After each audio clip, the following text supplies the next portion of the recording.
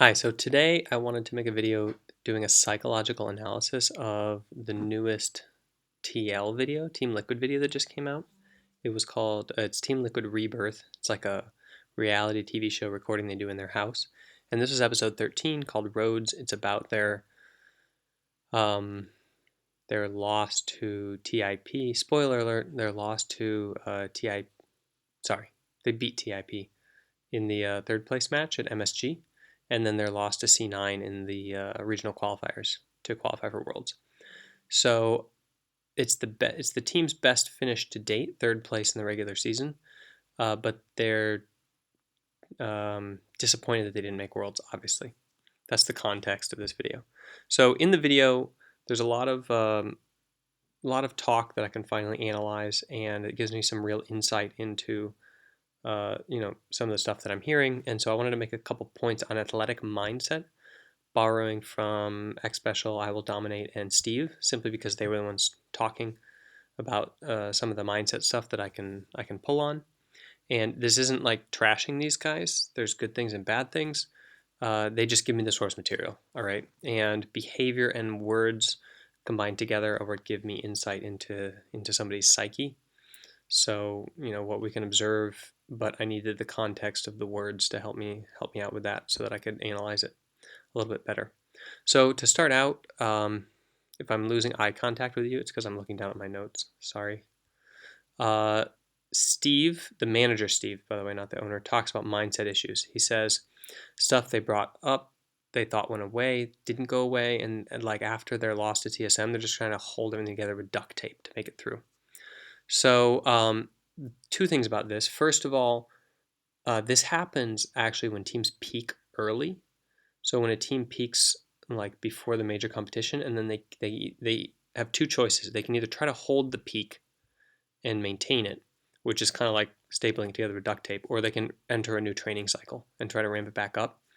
But that's not what I think is happening here. I think actually this is just an indication of false mental toughness. So essentially, when I was watching TL through the spring and the summer split, what I saw was a massive overcoming of adversity in the spring split. So they benched Piglet, which indicates to me very clear that they were willing to sacrifice wins for the benefit of ulterior motives and goals. So things like cohesiveness and future team environment. So this is dealing with adversity, not putting things off, bringing to the forefront and doing what it takes to like build a solid foundation, a good bedrock. And I think that showed really quality coaching. However, I'm not sure that they understood like how to maintain and transfer that poise that they showed, that coaching, and build on it continuously. So essentially, like it gets really dangerous when what happened to TL happens in all sports when you start winning, essentially, when you become very strong, because you don't have trials, you don't have tribulations to keep your mental strength strong, and instead your mentality becomes weak slowly. And I don't mean weak like as in you crumble in the face of adversity, in a match and tilt. I mean weak as in you build up false expectations and assumptions, and your training environment suffers. So you aren't able to focus or strive as hard in training. You might put in the same amount of hours, but that doesn't equal the same amount of learning as a team that is like more hungry. Okay, so then I think it was X Special that said like playing for third place demotivated us a lot. Our motivation was low. So this reveals a really outcome focused mentality, which is not a bad thing. It's just a fact.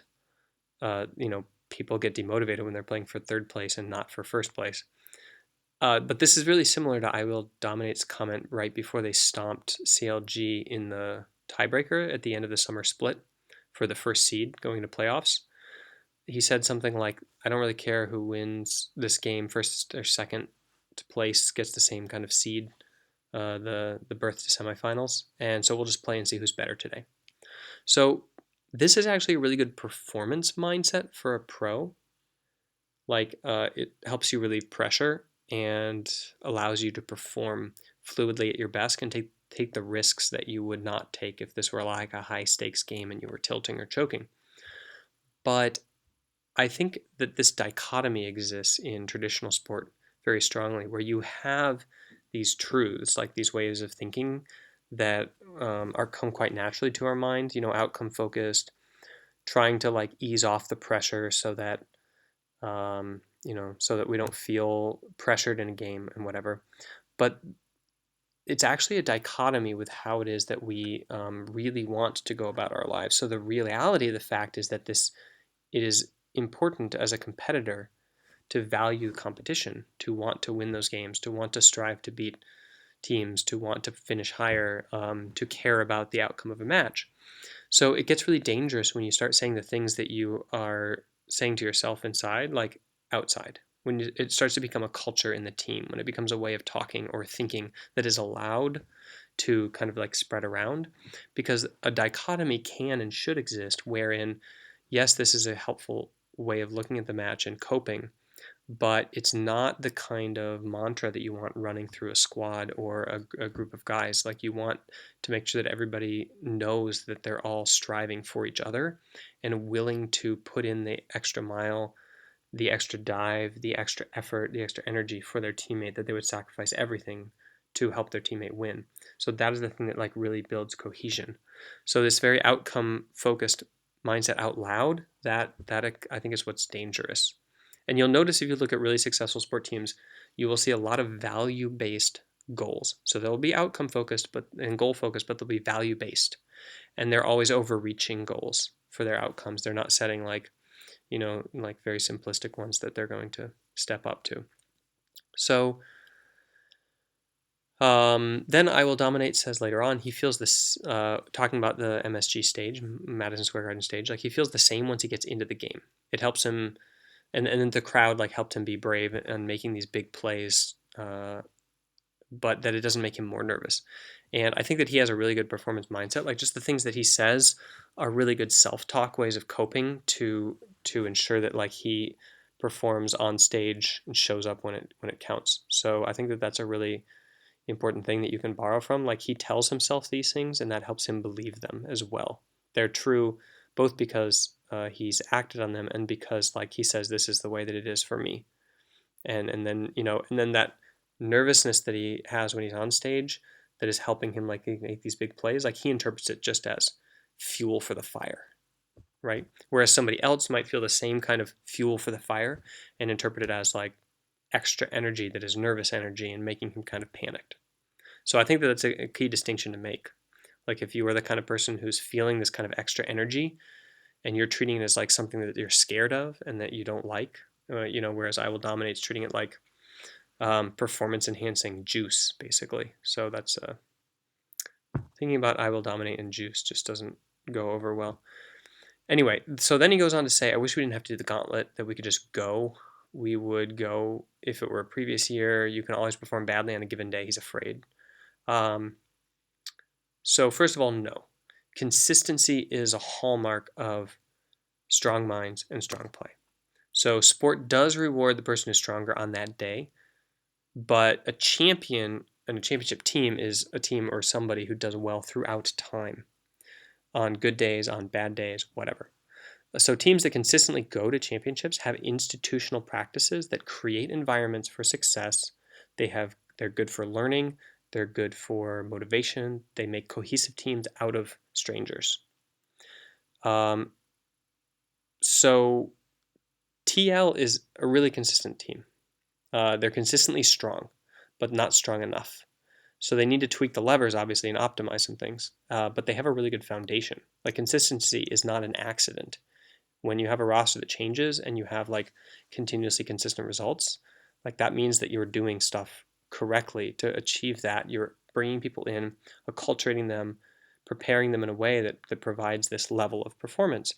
Ramping up the next level is like you got to look at the institutional practices and figure out like how you can take that culture to the next stage. But in the meantime, relish the chance to face adversity. Like, uncertainty is what leads to growth. Just as a comparison, look at C9, what they did leading up to the gauntlet and playing in the gauntlet versus what TSM and CLG probably did. I'm guessing TSM and CLG probably took the week off and vacationed. Whereas like TL and C9 spent the whole week becoming better instead of having a break. So you can see that like facing adversity actually is the thing that usually causes people to self-improve, whereas having certainty is pretty dangerous for sport teams. Like it causes people to relax, and even if they do bother to train, they usually don't get much out of it. So going into the next season as an org, I think it's only fair to look at every position. This is what Steven said at the end of the, or Steve said at the end of the interview. This is the owner of TL, not me, saying this. Starting with myself and going all the way down, I think it's only fair that if you don't hit your goals as a team, you examine the entire team and put us on a direction that we think will be successful. Okay, so I think Steve has a really good view looking into the future. He's happy that they achieved an organization first, but incredibly unhappy about not meeting his goals. I think, though, that it's important in an audit to identify strengths in an organization and to augment them a lot, like build from strength to replace weakness, rather than solely trying to cut out weak parts and upgrade them. I mean, the problem, like the fastest way to a championship team might actually be to have an amazing coach or analyst or player that needs more free reign and more power. And it might not be an underperforming cog that needs an upgrade. So I think that actually there's a lot of issue with team strategy where teams are constantly picking apart the way that they're messing up and never looking at what they do to succeed in the ways that they improve their performance. And I would hate to see that happen at the business level as well with TL, because a lot of times, okay, there's this really great article about coding where people, like coders, always want to like scrap all of the code and start over once it's all messed up in spaghetti code. But it turns out like, so somebody looked at the problem objectively and discovered that actually it's much better to keep the old code and to refine it, because what happens when they write new code is it has all these problems that they then have to patch in and hack in solutions for, and then it ends up being the exact same thing as the old code. But it doesn't handle exceptions as well. So the reason that code is so messy is because it handles exceptions well. And so when you have like something that you've built, a lot of times it's a good idea to like keep the strongest parts and develop those and let the other parts die away, rather than to focus on like trying to tear it all down and build it up. But I think that he knows that, because that's consistently what he has done with TL every single split. And so I'm really excited to see where he takes it in the next season. So yeah, I'm here because I had to sit on the floor this time because my back hurts. I hate sitting in chairs, and my work actually won't buy me a stand-up desk. I only have a stand-up desk at home, so I have to like, yeah. So today I was basically at work all day sitting, and it was really aggravating on my back. So here I am sitting on the floor, and now my hip is totally asleep. But you get to see a little bit of my living room and see that I don't always wear turtlenecks all the way zipped up. This is actually from Patagonia, even though I live in Finland where they don't have that store. So, yeah.